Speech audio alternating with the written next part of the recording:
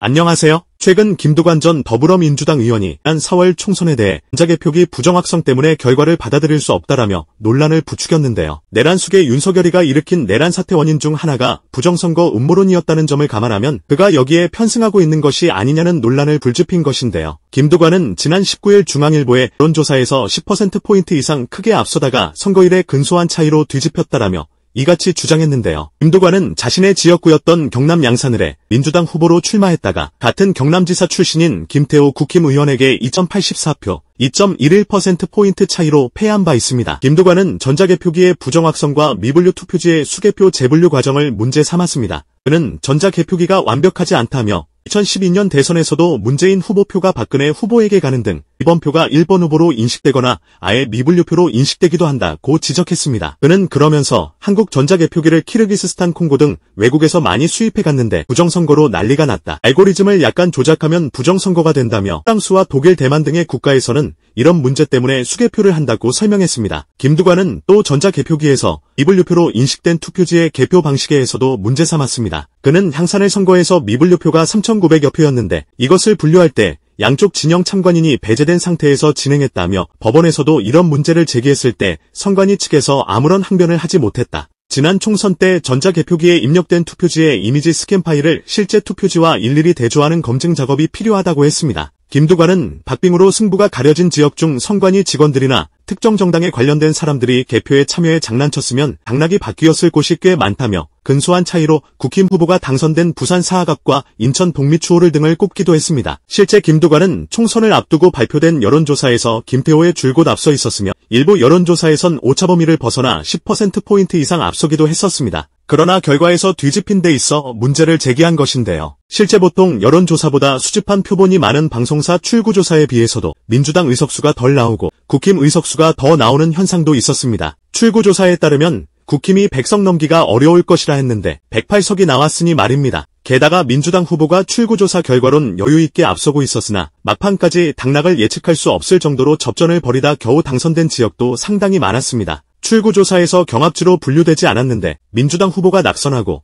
국힘 후보가 당선된 지역도 일부 있었습니다. 서울 마포갑의 경우 출구조사에선 이지은 민주당 후보가 52.9%, 조정훈 국힘 후보가 43.5%로 9.4%포인트 차이가 났으나 도리어 조정훈이 근소한 차이로 당선된 바 있습니다. 경남 창원 진해 역시 황기철 민주당 후보가 55.1%로 이종욱 국힘 후보의 44.9%에 비해 여유있게 앞서고 있었는데 도리어 이종욱이 당선되는 일까지 벌어진 바 있어서입니다. 이는 막판 숨은 국힘 지지층이 투표장으로 결집하여 대거 투표했다고 해석할 수밖에 없을 것입니다. 줄곧 언급했듯 4월 총선 당시 변수라고 해봐야 잊혀지고 싶다는 전직 대통령인 문재인이 부울경 지역을 돌아다니며 민주당 후보와 함께 다녔던 일, 그리고 조국 전 조국혁신당 대표가 부산 지역을 다니며 윤석열, 한동훈 등을 향해 이제 고마 치아라마, 너희들 쫄았제 등 부산 사투리를 써가며 자신이 한동훈 바람을 잠재웠다느니 과한 자신감을 표출하거나 권 200석을 공개적으로 거론했던 것 정도인데요. 이런 문재인의 뜬금없는 등판이나 조국의 과도한 자신감 표출 등은 투표장에 가지 않거나 이번엔 윤석열에게 회초리를 들어야겠다고 생각한 국힘 지지층을 결집시켰을 것으로 해석됩니다. 특히 문재인 실정 때문에 윤석열 측은 중도무당층이 얼마나 많은데 그들을 충분히 자극시켰을 것으로도 해석되는 이유입니다. 불타오르고 있는 정권 심판론에 재를 뿌린 거 아닌가요? 부산이 자신의 고향이라고, 부울경 사람들이 자신을 좋아한다고 아주 심하게 착각한 거 아닙니까? 문재인은 김두관 지역구인 양산을을 시작으로 부울경 지역구 10여 곳을 돌아다녔습니다. 대부분 여론조사상에서 오차범위 내 접전이거나 민주당 후보가 앞서는 지역구들이었습니다. 그러나 문재인이 거쳐간 지역구 중 창원 성산 허성무, 울산 동구 김태선을 제외하곤 민주당 후보가 전원 낙선하고 말았습니다. 창원 성산은 과거 권영 길로회찬의 지역구였고 울산 동구 역시 진보당 소속인 김종훈 현 구청장이 국회의원과 구청장을 잇따라 한 지역구입니다. 그러므로 대표적 노동자 지역구로 분류되는 만큼 승산이 원래 높은 지역구였습니다. 게다가 허성무, 김태선 두 사람 역시 막판까지 접전을 벌이다 겨우 당선됐습니다. 즉 문재인이 다녀간 지역구들의 민주당 후보들은 김두관을 비롯해 죄다 직격탄을 맞은 셈이 됐습니다. 앞서 민주당 부산시당 측에선 18개 지역구 중 절반가량인 9석 정도를 목표치라고 한 바 있었는데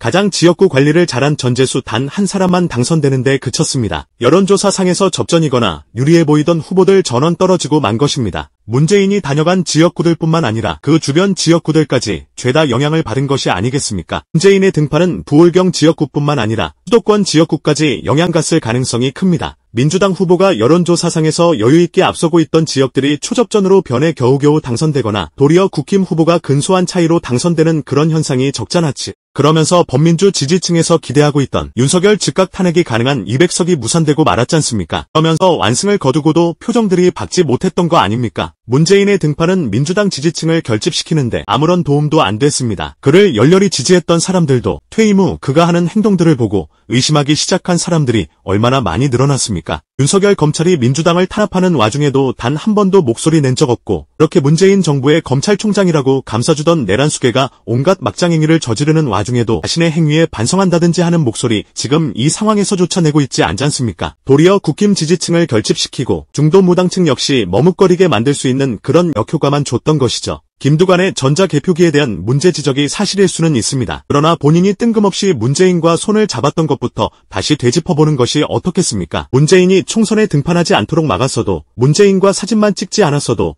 본인이 당선되는 것은 분명 문제없었으리라 확신합니다. 내란 수계와 내란 선동범들이 부정선거 부르짖는 와중에 그런 얘기를 지금 꺼내면 저들에게 코인 장사할 수 있는 먹잇감만 주는 거 아니겠습니까? 정무적 감각이 이렇게 떨어지면 앞으로 더욱 정치하기 어려울 겁니다. 검찰 내부에서 일어나는 일들을 폭로하는 임은정 대전지검 부장검사가 윤석열에게 전한 문자메시지가 눈길을 끌고 있습니다. 임은정 검사는 23일 SNS에서 공조수사본부에서 윤석열의 일반 휴대전화 통화 내역을 확보했다는 뉴스를 접하고 12.3 비상계엄 사태 이후 고언을 하기 위해 윤석열에게 연락을 취했다며 공조수사본부 수사에 협조하는 차원에서 탄핵심판 절차와 수사에 적극 응해야 한다고 공개 고언하는 차원에서 윤석열에게 띄운 문자메시지를 공개한다고 밝혔습니다. 임은정 검사가 윤석열에게 보낸 문자메시지에 따르면 지난 2021년 2월 26일과 3월 2일 윤석열에게 보냈던 한명숙 모해 위증교사 의혹 사건 공소장 초안과 보고서가 완결 처리되지 않았다는 것을 강조하고 있습니다. 임은정 검사는 당시 대검찰청 감찰정책연구관으로서 해당 사건을 조사하고 있었습니다. 임은정 검사는 그해 2월 26일 서미준 검사 등을 수사하겠다는 계획을 전자공문으로도 바로 보고했다라며 서면 보고서를 전달받지 못했다고 거짓말도 불사할 위인이라 증거를 남겨야겠다 싶었으니까 라고 했습니다. 이에 당시 대검 차장이었던 조남관은 총장의 별도 지시가 없어도 수사를 할 권한이 없다며 결재를 막은 바 있습니다. 임은정 검사는 이에 그해 3월 2일 다시 공문을 보냅니다. 차장이 아니라 총장의 지시가 있어야 한다며 다시 공문을 보낸 것인데요. 그러자 윤석열이는 임은정에게 사건을 빼앗아 해당 사건의 주임검사가 불기소 의견을 밝혔던 허정수 당시 감찰 3과장이라고 못 박습니다. 그로부터 이틀 뒤 윤석열이는 검찰총장직을 내던집니다. 사건을 받은 허정수 역시 한명숙 사건과 관련된 증인과 수사검사 등 모두를 불기소하기로 결정했고 곧 이어 공소시효가 만료됩니다. 당시 한명숙 모해 위증 교사 사건엔 증인들을 수시로 검사실로 불렀던 윤석열 사단 중 한 명인 어미준이 끼어 있었는데 그를 보호하려 했던 윤석열이의 마지막 지시였던 것으로 해석할 수밖에 없던 겁니다. 임은정 검사는 윤석열이에게 검찰총장 후보자 시절 보낸 제 이메일을 읽기는 하셨지만 제 말을 듣지 않으셨고 총장 시절 보낸 제 이메일을 읽지도 않았다며 그 숱한 잘못된 선택들에 대한 책임을 이제 지시게 되겠지만 흉한 모습을 더 이상 보이지 말아주셨으면 좋겠다고 문자를 보냈다고 전하면서 용산 대통령실에서 술과 음식은 드려도 헌법재판소와 공수처의 서류는 거절하고 있다는 뉴스를 접하고 검찰 후배로 창피하여 얼굴을 들지 못할 지경이라고 했습니다. 이런 상황에서조차 주정뱅이한테 제 목소리를 내는 검찰 내 구성원이 과연 얼마나 되는지요. 임은정 검사의 행동은 더욱 대비될 수밖에 없는 것입니다. 민주당에서 윤석열, 김건희 그리고 수많은 국힘 정치인들의 공천과 밀접한 관련이 있는 명태균이 윤상현 국힘 의원과의 관계를 거론하는 녹취를 공개했습니다. 해당 녹취에서 명태균은 윤상현이 자신에게 외교부 장관 임명과 관련된 청탁을 했다는 취지의 발언을 내놓았습니다. 민주당이 24일 내란 사태의 발발로 공개하지 못했던 명태균 녹취 중 명태균과 김영선 전 국힘 의원 간의 통화 녹음 파일을 공개했는데요. 해당 시기는 2022년 3월 중순쯤입니다. 명태균은 해당 통화에서 지방선거와 장관 인선 관련 대화를 하다 윤상현과 아까 통화를 했는데 내가 원내대표 나가 있어. 그랬더니 자기가 무슨 외교통상부에 13년이 됐고 무엇이 어떻고 막 떠들다가 내가 잘 모르겠고 그냥 원내대표 나가라니까 그랬더니 나가겠다고 한다고 거론합니다. 그러면서 내보고 형수한테 이야기 좀 잘해주라 카대. 안 그래도 일단 4시에 만나러 가요 그랬더니 니만 믿는다라며 거기도 급하다 급해라며 외교통상부 장관은 원희룡이도 하고 싶어 죽을라 해라고 강조합니다. 윤상현은 국회의원을 하면서 상임위로 외교통일위원회에 13년을 머물렀다고 합니다. 명태균은 그리고 제발 좀 술 좀 먹지 말고 가려가서 만나서 하니까 시키는 대로 할게 카대라며 그 신문에 그 상태 안 좋은 것들하고 술 먹고 앉아갖고 라고 했더니 나한테 달았다 카대라고 합니다. 윤상현은 대선 직후 윤석열 캠프 핵심관 계자들과 단체 회식을 했는데 당시 방역수칙을 어기며 구설수에 오른 바 있습니다. 민주당은 명태균이 김영선에게 전한 윤상현 관련 언급은 윤상현과 김영선의 친밀한 관계로 밀어볼 때 거짓이기 어렵다며 형수한테 얘기 좀 잘해주라는 술자리 이야기인지 장관 청탁 이야기인지는 모호하다고 짚었습니다. 그러나 후자일 가능성이 아무래도 높아 보이겠지.